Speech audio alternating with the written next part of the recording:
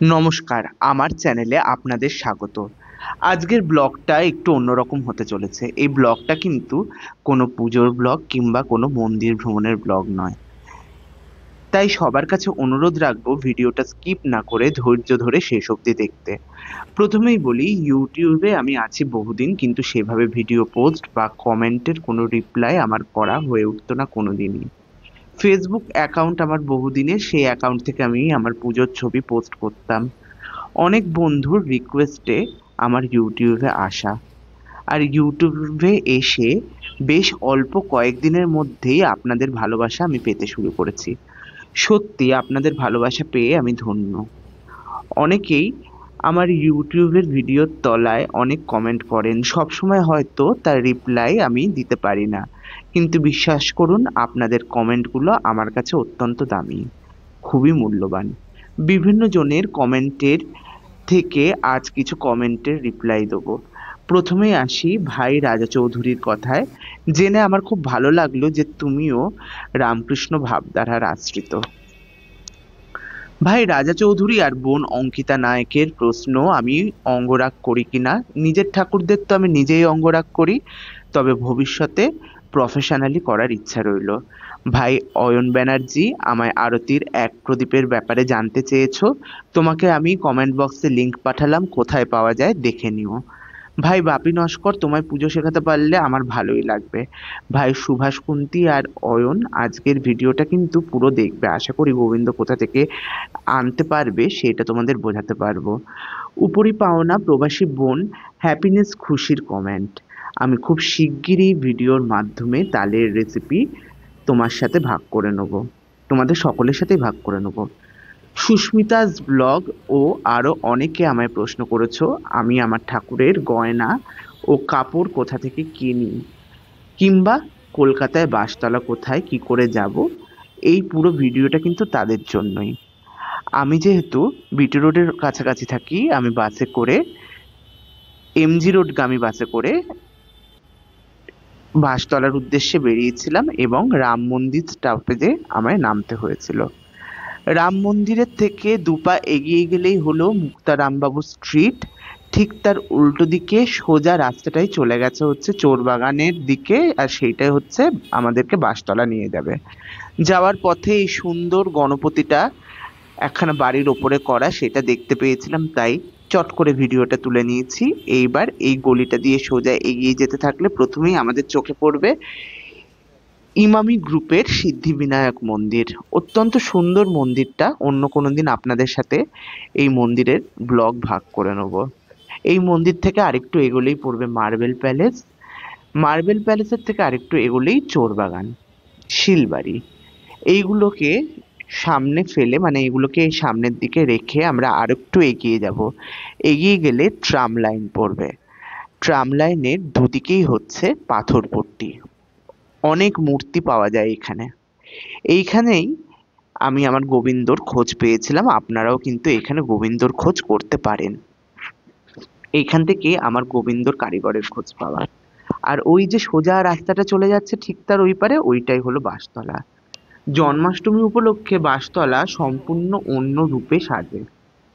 এইখানে জন্মাষ্টমী উপলক্ষে বিভিন্ন রকম পুতুল, গরু, গাছপালা এইসব দিয়ে মার্কেট বসে। এই মার্কেট থেকে অনেকেই ঠাকুরের জায়গা সাজানোর বিভিন্ন রকম মূর্তি বা মডেল কিনতে পারেন, কিংবা ঝুলন সাজানোরও অনেক মডেল এখান থেকে কিনতে পারা যায়। এই দোকানগুলো একটু দেখে নিন, এই দোকানগুলো কি সুন্দর সুন্দর গাছপালা পাওয়া যাচ্ছে। এইখান থেকে আরেকটু এগিয়ে গেলেই আমরা পেয়ে যাব বিভিন্ন রকম দোলনা দোকান। এই দোলনাগুলোই অনেকেই কিন্তু তাদের গোপালকে বসিয়ে দোল খাওয়ায়। পুরোটাই চেষ্টা করেছি কিছুটা কিছুটা করে আপনাদের সামনে ভিডিওর মাধ্যমে ভাগ করে নিতে। খুবই ঘিঞ্জি জায়গা, তাই গাড়ি পার্কিং এর কোনো ব্যবস্থা নেই, আর রাস্তাও ওয়ান ওয়ে। তাই জন্য গাড়ি নিয়ে এলে কিন্তু এখানে খুব বিপদে পড়বেন। একমাত্র উপায় হেঁটে হেঁটে যদি আপনারা পুরো জায়গাটা ঘুরতে পারেন, তাহলে অনেক কিছুই দেখার মতন আছে কিংবা কেনার মতন আছে। এই দোকানগুলোর থেকে আরেকটু এগিয়ে গেলেই পড়ে বলরাম মন্দির। বলরাম মন্দিরের গায়েই পরপর বাঁশতলায় যে ঠাকুরের অর্নামেন্টস এর দোকানগুলো রয়েছে সেগুলো পরপর বলরাম মন্দিরের গা থেকে শুরু হচ্ছে। তার মধ্যে আমি যেই দোকানটায় যাই সেই দোকানটা হলো গিরিরাজ মুকুটওয়ালা, গিরিরাজ কিশোর মুকুটওয়ালা। এই দোকানটার কালেকশন কিন্তু বেশ ভালো। এই দোকানটা দোতলা। আমি দুটো তলাতেই যাই যখন যে তলায় যে জিনিস পাওয়া যায়। এবার যেমন নিচের তলায় গেছিলাম, নিচের তলাটা দেখুন, আপনাদের সাথে একটু ছবি ভাগ করে নিচ্ছি। এইখান থেকে আমি গোবিন্দর জন্য কিছু গয়না কিনে নিয়েছিলাম। এই দেখুন, এই গয়নাগুলোই কিন্তু আমি এবছর কিনেছি, আপনারা দেখেছেন ভিডিওতে হয়তো। তারপর সিঁড়ি দিয়ে এই ওপরের দোতলায় এদের আরো অনেক বেশি কালেকশন আছে, কিন্তু দুঃখের বিষয় এই ওপরের কালেকশনের জায়গায় আমাকে কোনো ভিডিও করতে দেওয়া হয়নি। এইখানে ভিডিওগ্রাফি নট অ্যালাউড, তাই ভিডিও আর করা হয়ে ওঠেনি। আপনারা সকলে আসবেন এবং এই জায়গাটা একটু ভিজিট করবেন। এই দোকান ছাড়াও এখানে আরো অনেক দোকান আছে, সেখানেও আপনারা জিনিস দেখতে পারবেন। এবার আসি আমার ঠাকুরের কাপড় কোথা থেকে করেছি। ঠাকুরের কাপড়ের জন্য আমি চলে গেছিলাম বড় বাজারে। বড় বাজারে সত্যনারায়ণ পার্কের কাছে এই কাপড়ের ছিটের মার্কেট থেকে আমি কাপড়ের ছিট আর কাপড়ের পাড় কিনে নিয়েছিলাম।